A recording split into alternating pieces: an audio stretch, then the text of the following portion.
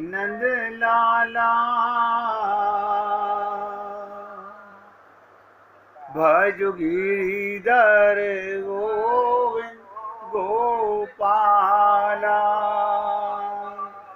भज गिरिधर गोविंद गोपाला भजो मुरली मनोहर नंद लाला भजो मुरली मनोहर नंद लाला भजो गिरिधर गोविंद गोपाला भजो गिरिधर गोविंद गोपाला भजो मुरली मनोहर नंद लाला भजो मुरली मनोहर नंद लाला भजो गिरिधर गोविंद गोपाला भजो गिरिधर गोविंद गोपाला बोलिए वृंदावन बिहारी लाल की जय जय श्री राधे जय जय श्री राधे। सभी भक्तों से निवेदन, बहुत एकाग्रचित होकर सत्संग के प्रत्येक शब्द को पूरी गहराई के साथ हृदयंगम करने का पूरा प्रयत्न कीजिएगा। कल आपने सुना कि गोपियों का भगवान के प्रति कैसा भाव है, जिसको आप और हम लोग बुराई समझते हैं, लेकिन गोपियों का यही प्रेम है। एक प्रेम वो जिसे आप और हम लोग समझते हैं। कल आपसे निवेदन किया गया कि गोपियां भगवान राम को बाली के माध्यम से, वामन अवतार में बलि के माध्यम से, कुब्जा के माध्यम से, इंद्र के माध्यम से, गिरिराज जी का न जाने क्या क्या उनके मन में आता है, वो बोलती है। आपके हमारी दृष्टि में इसे बुराई कहते हैं, लेकिन भगवान की दृष्टि में और संत महात्माओं की दृष्टि में ये प्रेम है, संबंध है। आप और हम लोग भी, ऐसा संसार में कोई जीव नहीं जिसे प्रेम ना आता हो। तो ऐसा क्या फर्क है हमारे प्रेम में और गोपियों के प्रेम में? कुछ तो अंतर जरूर होगा। कल भी मैंने थोड़ी सी चर्चा की थी। आज थोड़ा उस प्रेम के मार्ग को, प्रेम के भाव को, सच्चे प्रेम को समझने का प्रयत्न करते हैं, फिर गोपियों की चर्चा करेंगे। साधक जिसको अपना मान लेते हैं, आप और हम लोग जिसको अपना मान लेते हैं, उसमें प्रियता अपने आप हो जाती है। जैसे आपने हमने अपने शरीर का संबंध जिससे माना, उससे प्रेम हो गया। अब सोच के देखिएगा, शरीर से ही प्रेम और शरीर से ही नफरत होती है।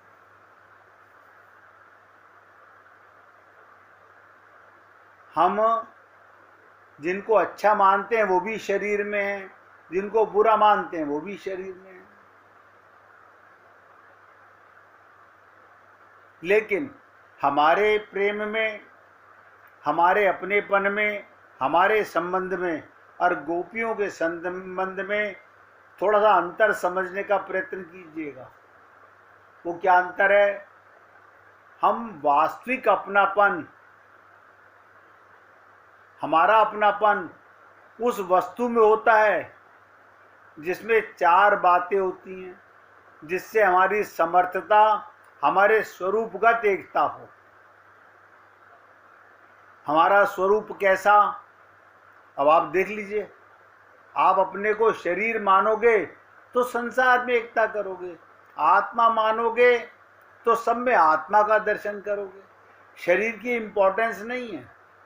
अगर शरीर की इम्पोर्टेंस होती ही तो कोई भी अपने घर में किसी के मृत शरीर को जलाकर नहीं आता। लेकिन ये ज्ञान हमें कब होता है? जब हमें उसे जलाना पड़ता है। तो स्वरूपगत एकता, तो सबसे पहले हमें क्या करना चाहिए? अपने स्वरूप को जानना चाहिए। मैं कौन हूं, मेरा स्वरूप कैसा है। आप और हम लोगों ने जब तक अपने को देह माना, मुझे तो ऐसा नजर आता है अभी भी कुछ पल के लिए भी अगर हम आत्मा मान लें तो बहुत बड़ा कल्याण है।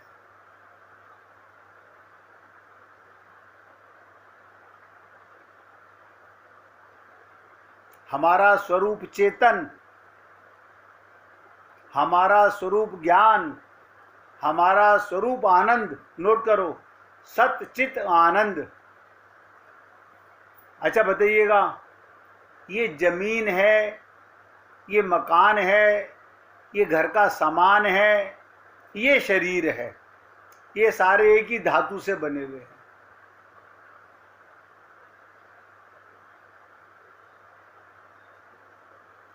इनका स्वरूप कैसा? जड़, हम चेतन। देखो कमाल है, कैसी ग्रंथि पड़ गई, कैसी अज्ञानता हमारे अंदर आ गई। चेतन होते हुए अपने को जड़ मानना, भगवान के अंश होते हुए मिट्टी का शरीर मानना, बहुत बड़ी भूल है।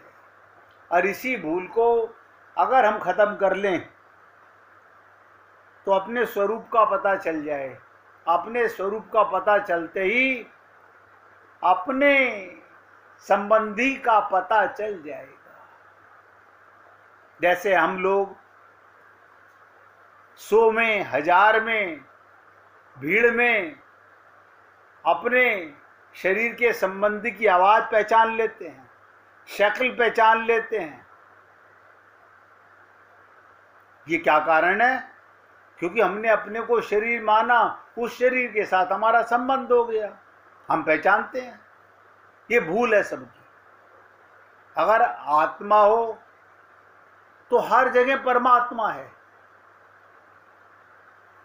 देखिए, फिर आपसे निवेदन कर रहा हूं, अगर किसी को समझने में जरा सी भी भूल हो तो पूछ सकते हैं।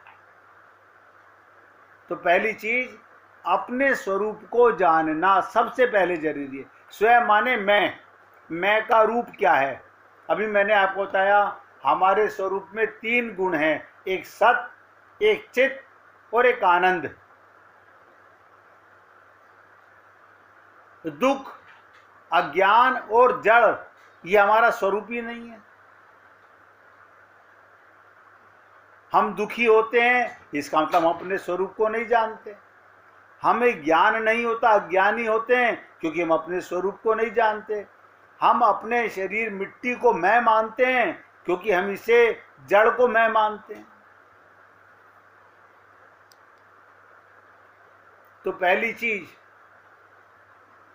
जिससे अपने स्वरूपगत एकता हो, जैसा मैं चेतन। अब देखिएगा, मेरी माता, मेरे पिता, मेरी पत्नी, मेरा पति, मेरा बेटा, मेरी बेटी, मेरा भाई, मेरी बहन, मेरा मित्र, मेरा गुरु, ये सब कैसे हैं? जैसे मैं आत्मा चेतन हूं, ऐसे ये आत्मा चेतन है। अब इंपॉर्टेंस किसकी बढ़ गई? चेतन आत्मा की इंपॉर्टेंस बढ़ गई, शरीर की इंपॉर्टेंस खत्म हो गई। अब आप सोच के बताइएगा, क्या आत्मा कभी मरती है? कभी नहीं मरती। तो आपका संबंध कभी मरेगा? कभी नहीं मरेगा। लेकिन ये मरता क्यों है फिर? ये क्योंकि हम अपने को देह मानते हैं, इसलिए देह का संबंध मर जाता है। आत्मा मानते तो कोई नहीं मरता। अब दूसरी चीज देखिए, मैं स्वरूप गत से आगे बढ़ रहा हूं। जिसके साथ हमारा संबंध नित्य रहने वाला हो, अपनेपन की बात बता रहा हूं, जिसके साथ हमारा संबंध नित्य रहने वाला हो। कल हम क्रॉकरी का सेट लेके आए, हमारा उससे संबंध हो गया। परसों वो टूट गया, हमारा संबंध खत्म हो गया। अब पलट के देखिएगा, क्या उस क्रॉकरी के सेट ने आपसे संबंध माना हुआ था? ना ना, ये एक तरफा संबंध था। शरीर का शरीर से संबंध भी एक तरफा है। आप देख लीजिए, आपकी घर की कोई वस्तु, कोई भी वस्तु जो चेतन ना हो, जड़ हो, आपसे प्रेम नहीं कर सकती। हाँ, आप और हम, ये क्या कारण है, हम क्यों प्रेम करते हैं? उसमें अपनापन है, इसलिए प्रेम करते हैं। हमारी प्रियता है उसमें, अपनेपन की प्रियता है। वास्तव में अपनापन नहीं है, लेकिन माना हुआ है। अब मैं आत्मा, हमारे घर में रहने वाले सब जीव आत्मा, ये पेड़ पौधे, जीव जंतु, पशु पक्षी, सब आत्मा, इनसे हमारा नित्य संबंध है। एक एक शब्द ध्यान दीजिएगा। आपको और हमको पता नहीं चलता कब कौन हमारा माँ, कब हमारा कौन पिता, कब हमारी कौन पत्नी, कब हमारा कौन पति, कब हमारा कोई सखी, कोई सखा, कोई प्रेमी, कोई प्रेमिका, कोई बच्चा बन के आ रहा है। आप नहीं जानते, आप और हम लोग नहीं जानते।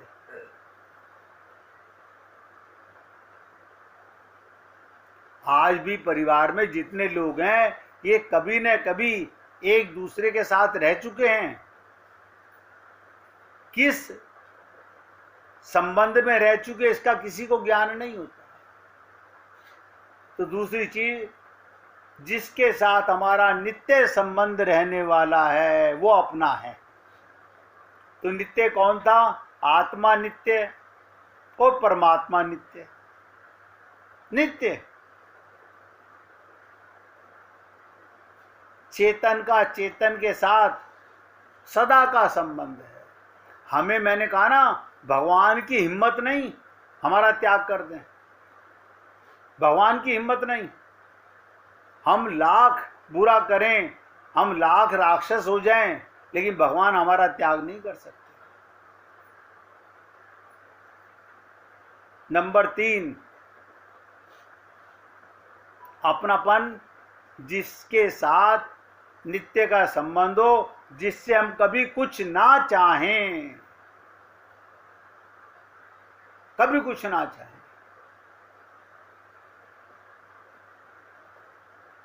हम लोग तो सबसे अपने अपने स्वार्थ की चीजें चाहते हैं।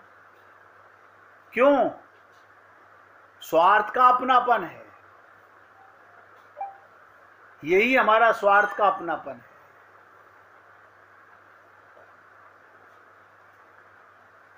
नंबर 4, हमारे पास जो कुछ है, ये सब जिसको समर्पित कर दें वो अपना। आप बताइए, आप और हम लोग भगवान को भी सब कुछ समर्पित नहीं करते, जबकि सब जानते हैं सब भगवान का है। सबको पता है ये किसका है। हाँ, आपने कहा तो है, कई बार सत्संग में सुनते भी हैं, सब प्रभु का है। बड़ा कष्ट होता है मानने में। कमाऊं मैं, ये भगवान का है। मकान मेरा, इतनी मेहनत से बनाया, इतनी हाड़ पेल करके मैंने मकान बनवाया, इतना उसमें लोहा सीमेंट लगाया,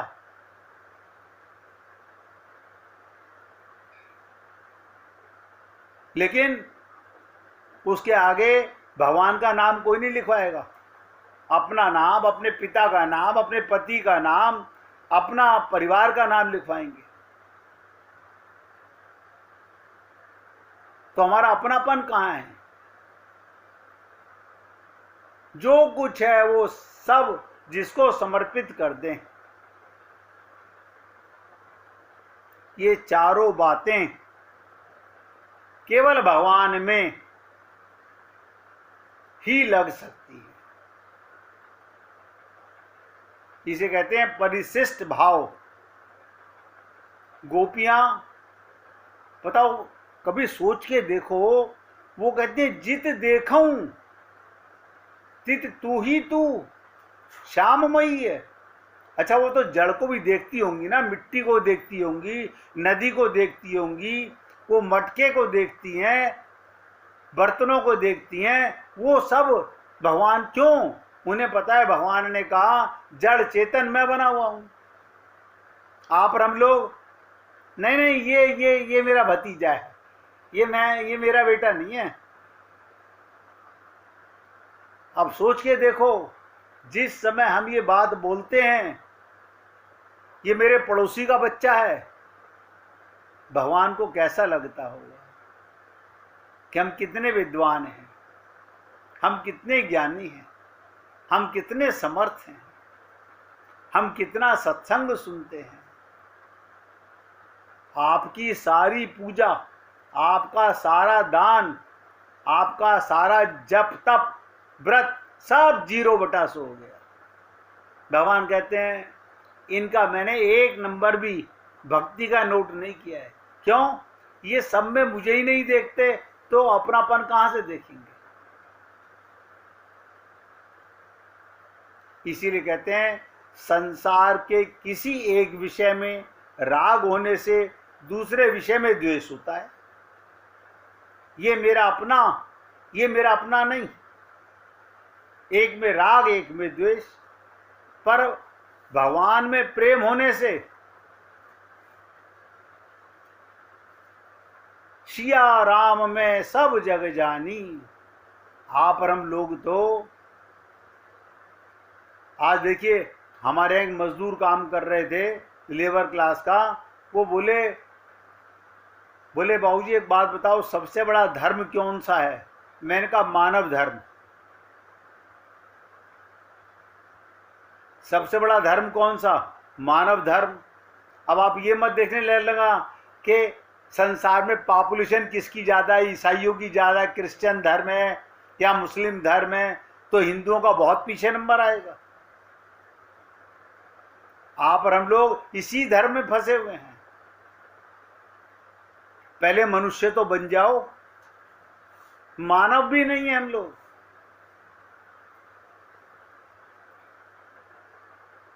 तो जिसका सब में भगवान को नजर आने लगता है, उसका संसार से, जड़ से वैराग्य हो जाता है। उसका वैराग्य किससे होगा जब कोई है ही नहीं वैराग्य के लिए?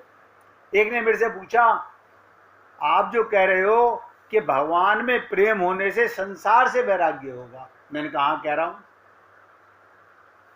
बोले तो वैराग्य किसी से हुआ ना? मैंने कहा जब जड़ चेतन सब भगवान है तो वैराग्य हुआ कहां से? वैराग्य शब्द ही खत्म हो गया। ये भी नोट कर लो आज इस बात को भी,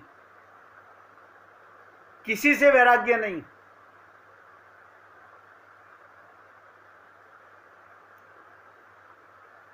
शुद्ध स्वरूप चेतन स्वरूप में अपने अंशी परमात्मा की ओर स्वतः एक आकर्षण या रुचि विद्यमान रहती है। अब हम शरीर मानते हैं तो अपने अंशी में हमारा कोई आकर्षण नहीं है। हाँ, भगवान अच्छे लगते हैं। किस लिए? अरे भगवान हमारी डिमांड पूरी करते हैं, हमारे सुख सुविधा का ध्यान रखते हैं, हमारे परिवार का ध्यान रखते हैं। हम इन्हीं से तो प्रार्थना करते रहते हैं। अच्छा, मतलब ये प्रार्थना सुनते हैं इसलिए भगवान अच्छे लगते हैं। देखो हमारा स्वार्थ कैसा है। इसीलिए मैंने शब्द लिखा था, बोला शुद्ध स्वरूप, चेतन स्वरूप, आत्म स्वरूप में अपने अंशी, हमारा कौन अंशी है? हम सब कहते हैं हमारे पिताजी हमारे अंशी, हमारी माताजी हमारे अंशी।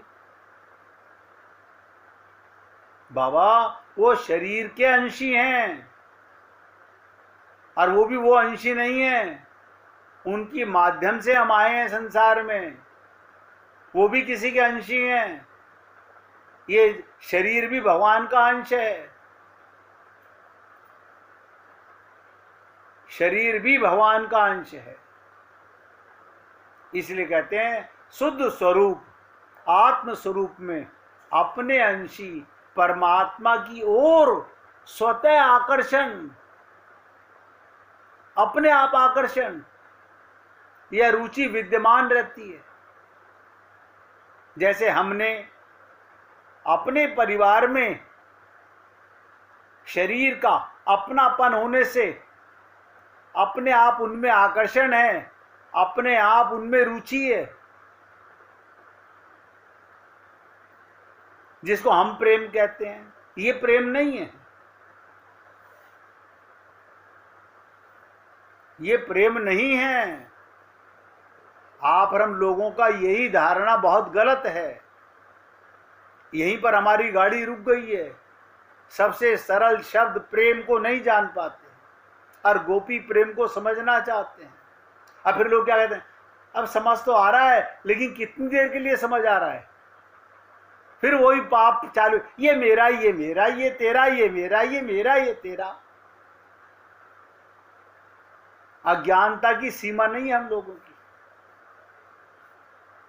जब वो संसार के साथ, नोट करो, जब ये जीव संसार के साथ अपना संबंध मान लेता है, तब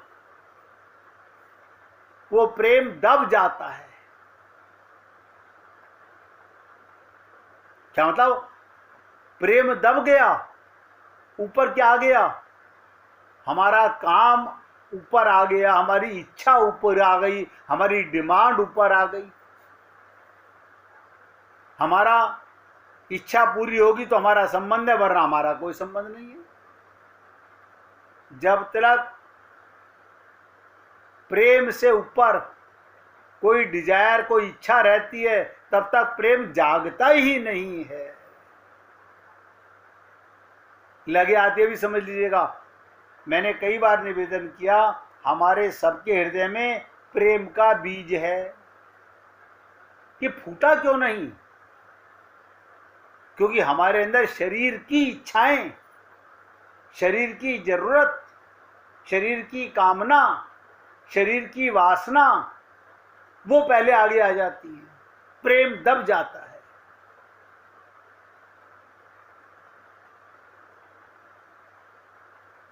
देखिए, मैं तो निवेदन कर रहा हूं और मैं ऐसा समझता हूं कि आप लोगों को, सब भक्तों को समझ आ रहा होगा।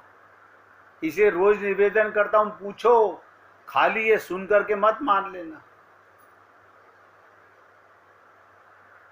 इसे कहते हैं जब तक प्रेम जागृत नहीं होता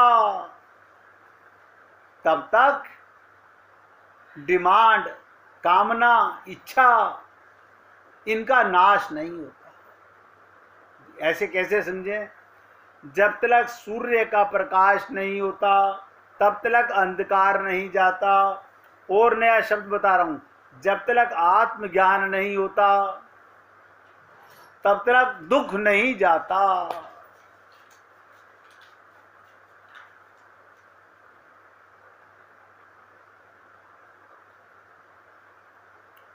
हम गा लेते हैं, हे अजन्मा हमारा आत्मा क्यों परेशान हो रहे हो? आपको क्या पता, आपके दर्द हो पेट में तो आपको पता चले। देखो लोग क्या बोलते हैं, आपको, आपके पेट में दर्द हो तो आपको पता चले दर्द होता है कि नहीं होता है।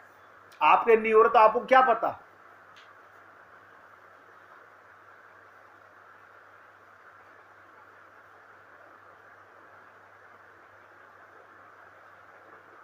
कठिन है नहीं। देखो, हमें संसार के सारे काम तो सरल नजर आते हैं, बड़े आसान है, लेकिन जिसको पाने के लिए कुछ नहीं करना, भ्रम मिटाना है, भूल मिटानी है, उसके लिए हम लोग प्रयत्न कर रहे हैं। जिसके लिए प्रयत्न नहीं करना, इतना सरल है भगवान से प्रेम। स्वयं को जानो, भगवान का प्रेम समझ आ जाएगा। क्योंकि कल जब मैं चर्चा कर रहा था तो मुझे ही सेटिस्फैक्शन नहीं हो रही थी, मुझे मजा नहीं आ रहा था इन बातों में। तो मैंने उसी समय डिसाइड किया था कि कल थोड़ा सा इस चर्चा को डिटेल में करेंगे, क्योंकि गोपी प्रेम केवल शब्दों से समझ नहीं आएगा।